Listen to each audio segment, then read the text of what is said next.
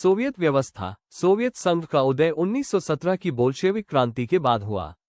यह व्यवस्था मार्क्सवाद लेनिनवाद पर आधारित थी, जिसका लक्ष्य एक वर्गहीन समाजवादी समाज बनाना था।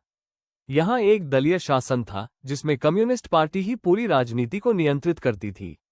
अर्थव्यवस्था राज्य नियंत्रित थी और 5 वर्षीय योजनाओं 5-year plans के माध्यम से कृषि और उद्योग का संचालन होता था।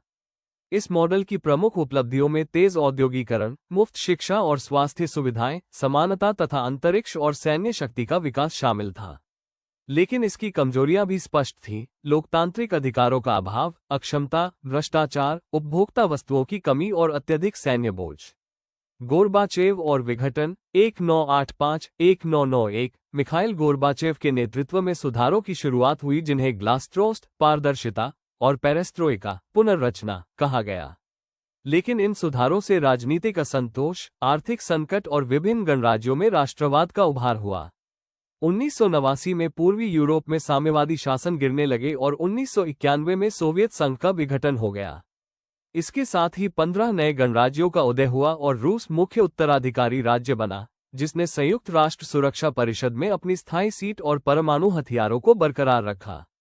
झटका चिकित्सा और इसके परिणाम। विघटन के बाद सोवियत गणराज्यों ने पूंजीवादी मॉडल अपनाने के लिए झटका चिकित्सा, शॉक थेरेपी, की नीति अपनाई। इसमें निजीकरण, उदारीकरण और विदेशी व्यापार के लिए बाजार खोलने जैसे कदम शामिल थे। लेकिन इसके परिणाम गंभीर रहे। अर्थव्यवस्था में गिरावट, महंगाई, बेरोजगारी, उत्पादन में कमी, राजनीतिक अस्थिरता और सामाजिक असमानता बढ़ी। गरीबी और भ्रष्टाचार भी गहराए।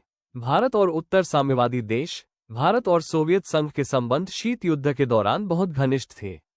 1991 के बाद भी भारत रूस के बीच रणनीतिक साझेदारी कायम रही, जिसमें रक्षा, ऊर्जा और अंतरिक्ष जैसे क्षेत्र शामिल थे। भारत ने मध्य एशियाई गणराज्यों से भी संबंध विकसित किए।